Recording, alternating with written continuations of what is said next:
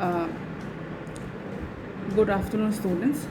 This is the second video lecture for Earth and Environment, and I welcome you to this lecture. My name is Dr. Supriya Floratpam. I teach as an assistant.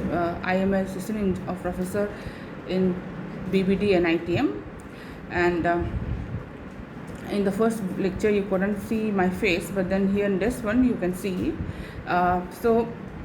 In the last lecture, as we discussed before, we have discussed the various components of environment, that is atmosphere, hydrosphere, and the lithosphere, and we have also studied what is the biosphere. So what we understand was that biosphere is accumulation of all hydrosphere, atmosphere, and lithosphere as a space where the living organisms they live and interact with the physical environment. As we discussed, I have already discussed. As we have already discussed, biosphere is a sum. Actually, biosphere has two components: the biotic and the abiotic components. So the living component is called the biotic, and the non-living component is called the abiotic. So as we can see here, we have here biotic factors and abiotic factors, and how are they different? So biotic factors is the living components of the biosphere. So we have the plants, the animals, the fungi, the protists and bacteria, all are biotic factors. So actually what we have told here is that biotic factors are living components of the biosphere. They have plants, animals, they may be fungi, they may be protists, and they may be bacteria. But what exactly is a protist? So a protist, what is a protist? Actually, protist is a eukaryotic organism. I hope you all know what is eukaryotic. So when we talk about cells, we have this eukaryotic and prokaryotic cells. Eukaryotic they have a, so they are the true cells. So for example, so prokaryotic are ancient ancient cells or ancient organisms, as you can say. So protists are eukaryotic organisms, and but that they are all, all plants and animals all are eukaryotic, and but it's a protist is an eukaryotic organism, that is not a plant or an animal or a fungus or a fungi. So they are generally protozoa, protophyta, and moles all are clubbed together as protists. Then we have the abiotic factors. Abiotic factors are non-living components in the biosphere. So non-living things, what we see is the abiotic factors. So we have the environmental factors such as the habitat.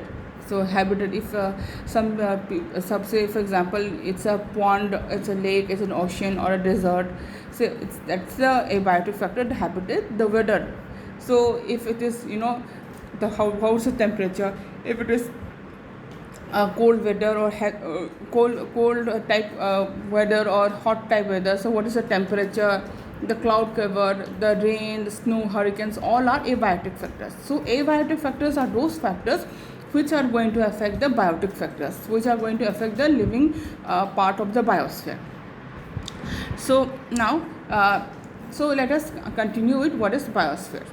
So so in biosphere we have the life on earth. As I have discussed in lecture 1, all of our life is dependent on the sun. So if sun is not there, if something happens tomorrow and if the sun somehow dies or blast off or something like that, we are all going to die. So life on earth depends on the sun. So all source of energy, or whatever energy we have on earth, is because of the sun. So energy provided by the sun as sunlight is captured by the plants and some bacteria and processed by photosynthesis. So that energy is finally converted into food. So this energy transforms carbon dioxide into organic compounds such as sugar and produces oxygen. So both the oxygen which we are which we need to air to breathe, and the food we eat is because of the sun, is because of the solar energy. The vast majority of species of animals, fungi, parasitic plants, and many bacteria depends directly or indirectly on photosynthesis. So we all are somehow dependent on photosynthesis for our food. Say for example, you can say, ma'am, a lion, he eats a deer, or he eats some other animal, but it's obviously he is not going to be affected by photosynthesis. He is not having his food because of photosynthesis. So how can you say photosynthesis is giving the food to all organisms? My answer is that the deer which the lion eats, that deer is existent because of photosynthesis. जो deer है वो photosynthesis के through बनाया हुआ plants खाएंगे और वो बड़ा होगा, और उसी वाले एनिमल को लायन खाएंगे या कोई और एक्स्ट्रा एजर कार्निवर्स खाएंगे, और उसके वजह से दैट पर्सन, दैट एनिमल और that living being is alive. So photosynthesis is the core of all our food sources. So the biosphere is structured into ecosystems by an interaction of organisms, that is the biota, with these physical divisions, and the result is the obvious fact that organisms are not uniformly distributed within the biosphere. So what it means to say is that we have in the biosphere itself, हम लोगों की biosphere में we have different types of ecosystems, different types. So we have a desert ecosystem, मतलब ऐसा नहीं है कि desert में there are no organisms there are organisms living there which are adapted to living in desert. Then we have aquatic ecosystems.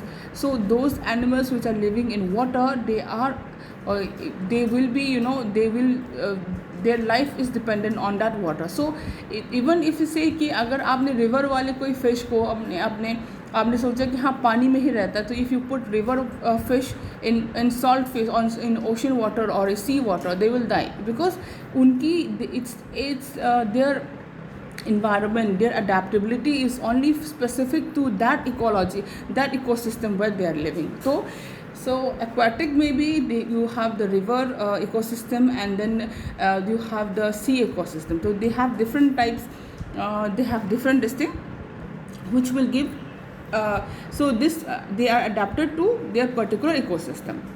So that is the reason why it is written that organisms are not uniformly distributed within the biosphere.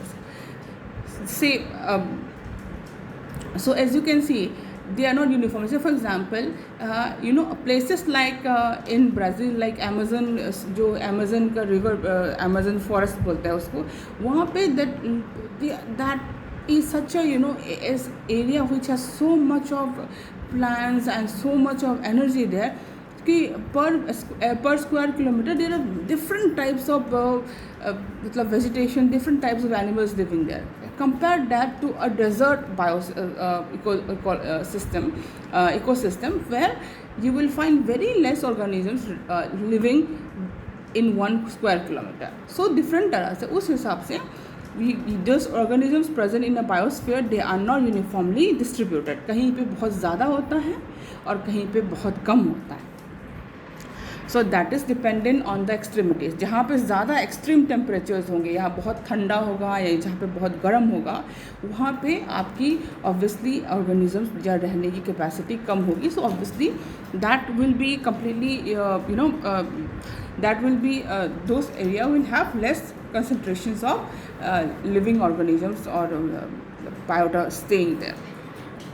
Okay, now let us come to the next slide. So till now अभी हम लोगों ने we have discussed what is a biosphere.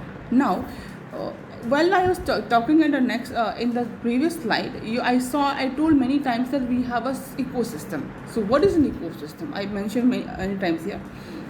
So what is ecosystem? An ecosystem is a group of biotic communities of species interacting with one another and with their non-living environment, exchanging energy and matter. So ecosystem is a group of biotic communities. So they are a group of living beings, a living community of different species. So it may be ऐसा नहीं कि biosphere में they will have a different.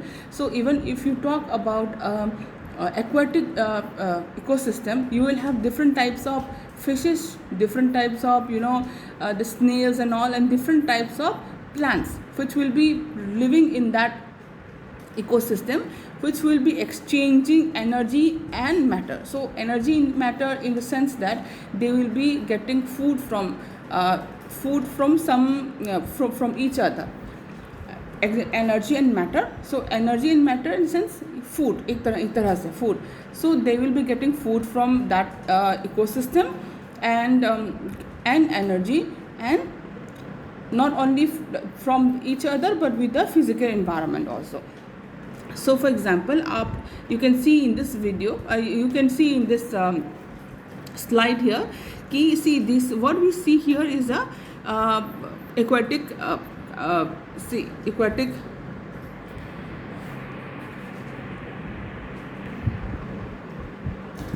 what we see here is an aquatic ecosystem. So we have this planktons and this bacteria and this protozoas and algae.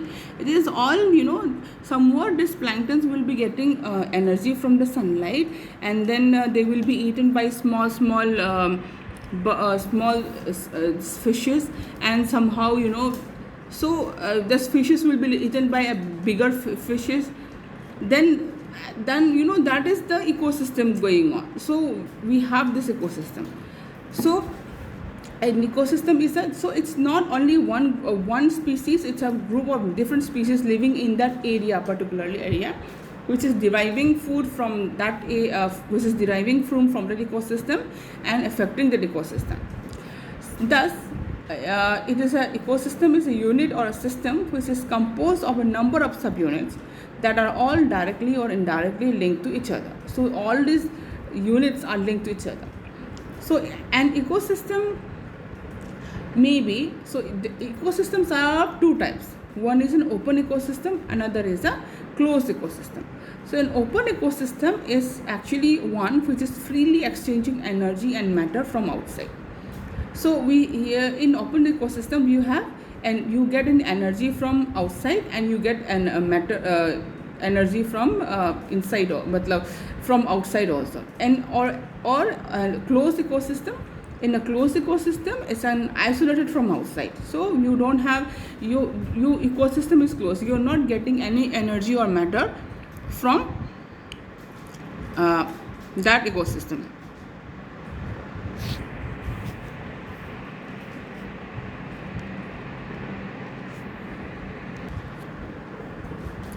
So we have in ecosystem, we have it may be of two types. So just one is open ecosystem and another is the closed ecosystem.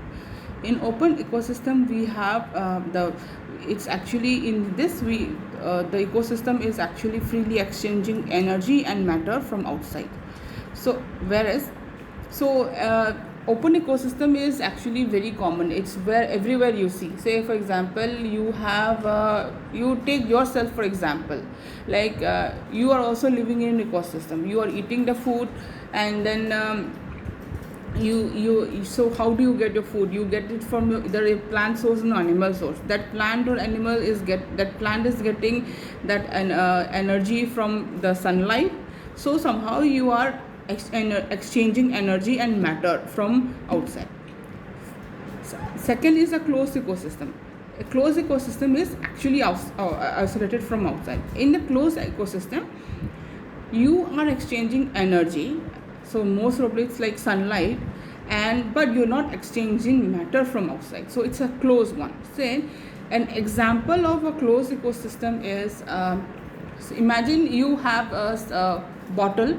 जैसे आपके पास कोई bottle है, and you decide to grow a plant. Say for example आपके पास Coke का bottle है, and you decide to cut it and grow a plant in it. Somehow you put soil in it, and then you plant the plant and you water it.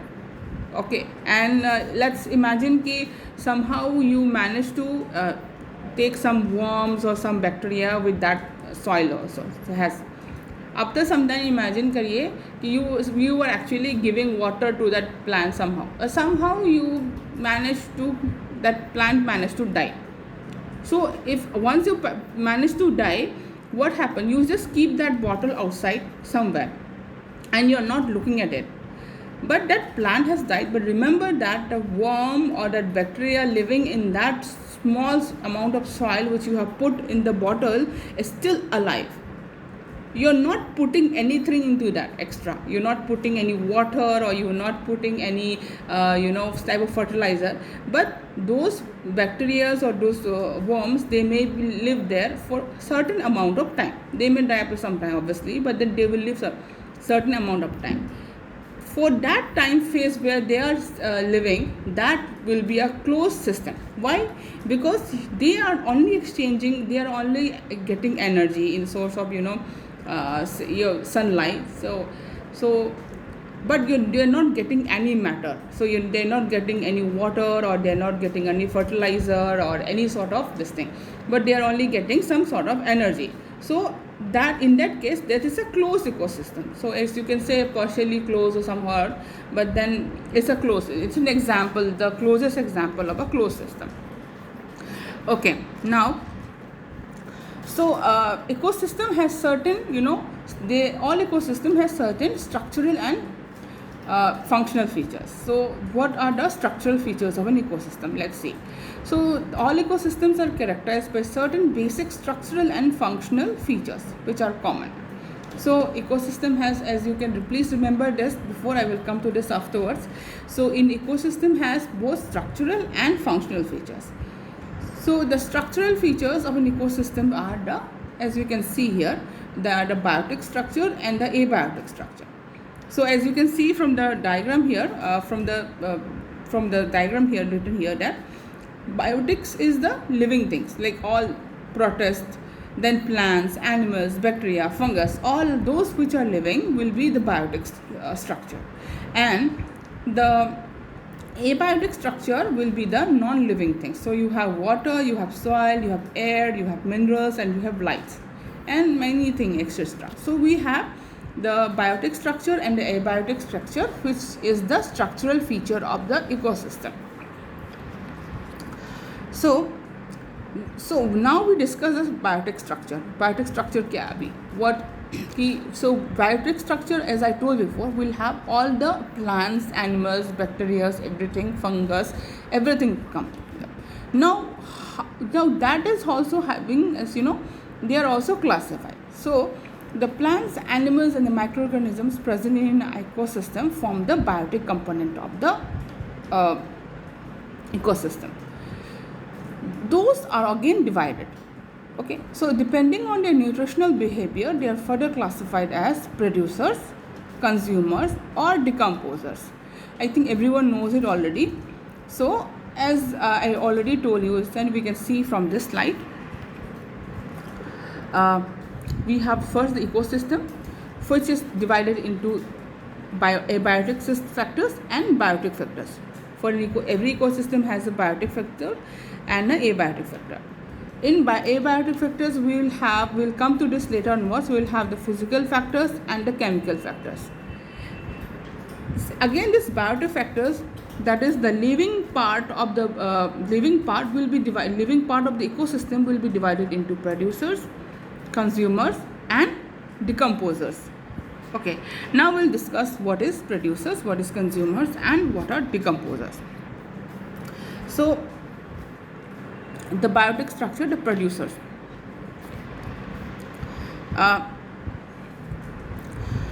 What are producers? Producers, as you can say, if you can understand, I think all of you already know this, but they are the producers in the sense from the point of view of production of food. So producers are the the organisms, the living organisms, which will be producing food for all of us. So producers are mainly the green plants that can synthesize their own food through photosynthesis. They can not only synthesize their own foods, but they give food to all the this thing. They give food to all animals, all to human beings, etc. So producers are mainly the green plants which can synthesize their own food through photosynthesis. They are also called photoautotrophs. Everyone know this? Photoautotrophs in the sense because they are photo in the sense it's light. So they are using light or as I can say sunlight to produce their own food.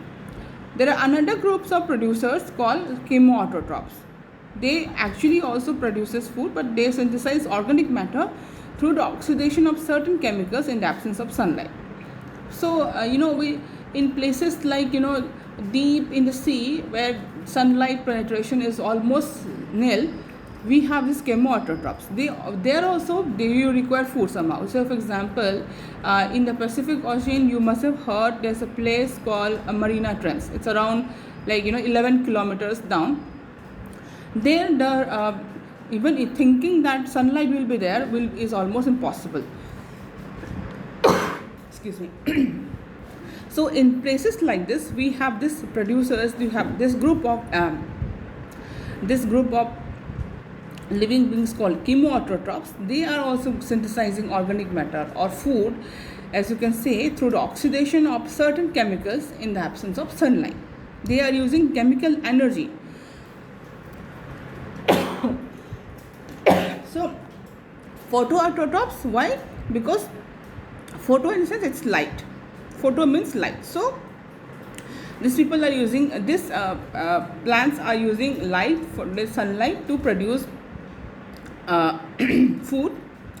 Another is chemoautotrophs, which are using chemical energy to synthesize organic matter. Examples of chemoautotrophs include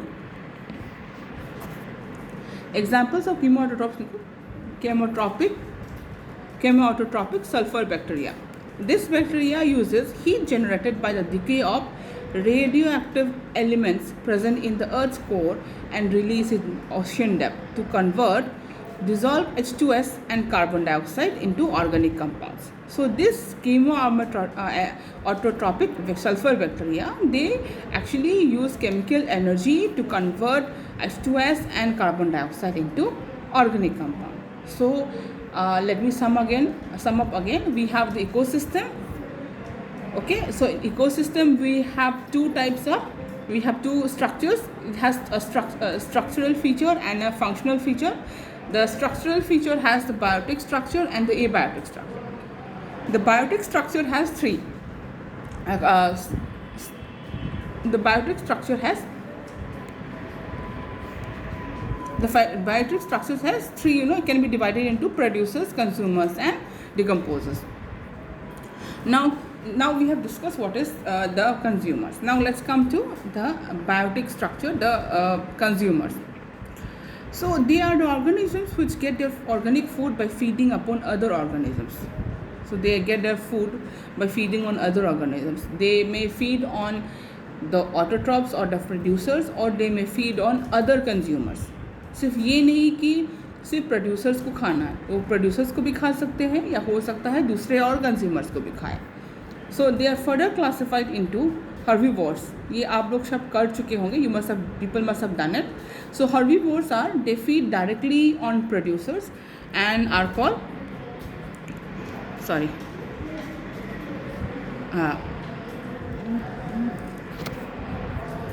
they feed directly on producers and are called primary consumers. So these herbivores, they actually eat plants, right? So they feed directly on producers and are called primary consumers. That is, example is rabbit. So this rabbit, they will feed directly on plants. Then we'll have carnivores. They feed on other consumers. So these consumers, they will feed on other consumers. They are further classified into secondary carnivores and tertiary carnivores. Secondary carnivores is those carnivores which feeds on herbivores. So जो अगर if this, say for example, the rabbit is eating some grass. So the grass is the producer, the rabbit is the consumer here. So consumer, but it is eating the grass directly. So that is the herbivores. Then we'll have a fox which is eating the rabbit. So that is the secondary carnivores. So for example, those carnivores feeds on herbivores. So this fox will eat the rabbit. Then we'll have a tertiary carnivores. So those carnivores which feed on other carnivores.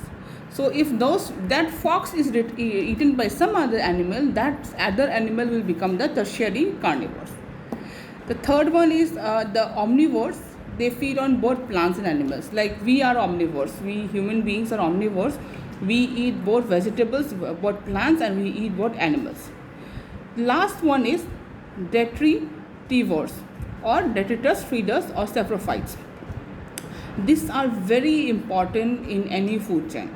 They feed on the parts of dead organisms, waste of living organisms, and their cast off, and are partially decomposed matters. That is beetles and termites.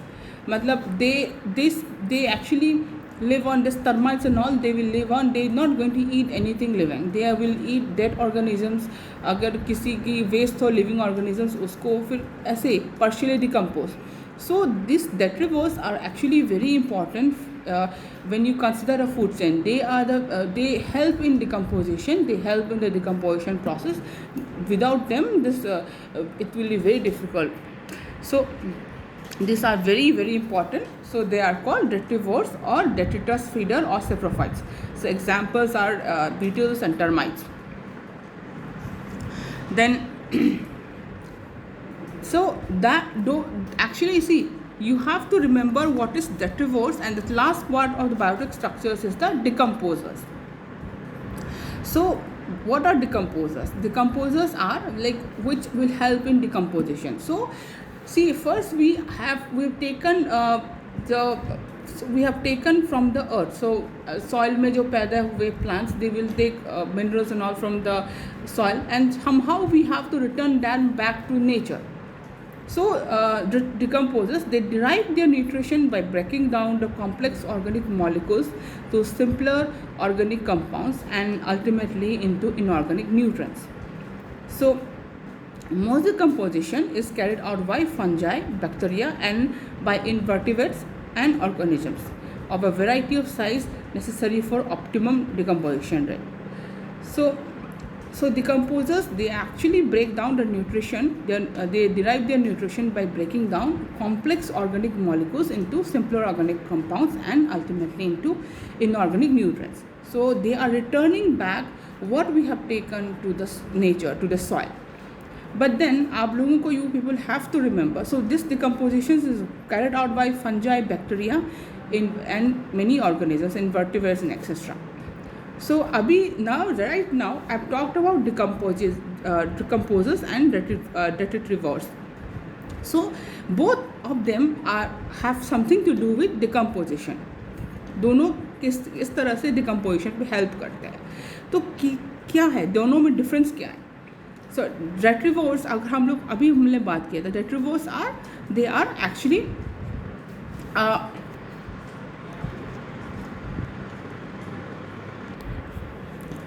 so we have both decomposers and detritivores. Both are very important in the decomposition process. So decomposers, they actually what they do, they break down dead organisms and waste through decomposition. Means they are breaking down complex organic molecules into simple. Detritivores, they consume or eat decaying organisms.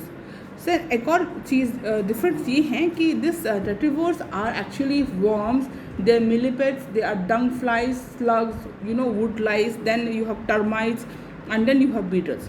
So whereas decomposers are all fungi, bacteria, etc.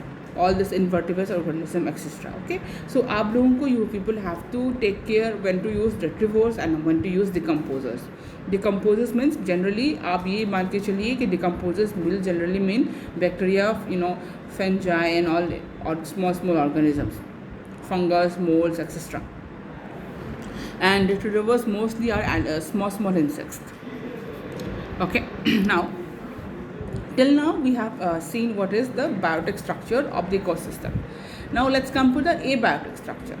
So abiotic structure, in a sense, non-living part of the ecosystem. Like so, the physical and the chemical component of an ecosystem constitutes abiotic structure. So which is non-living, the physical and the chemical component of the ecosystem constitute is abiotic structure.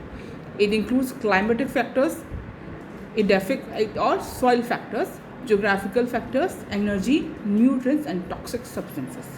So edaphic in the sense soil. So for example, if soil has some particular different type of soil, then that will be that will come under the edaphic factors. That will come under the soil factors. Then you will have geographical factors, then the energy, the nutrients, and toxic substances. So as I told you in the first we have the abiotic structure. We further classified into the physical factors and the chemical factors. So the physical factors of abiotic structures are listed below. Okay, some of the important physical features which have strong influence on ecosystem are so what I mean to say here is that all these features, the physical factors, they will impact our ecosystem very hugely. Like they will have sun and shade. Why? Because when sunlight and shade. So when you have जहाँ पे sunlight मिलेगा वहाँ का ecosystem completely different होगा, और shade जहाँ पे होगा वहाँ पे कम्प्लीटली डिफरेंट इकोसिस्टम होगा, डिफरेंट.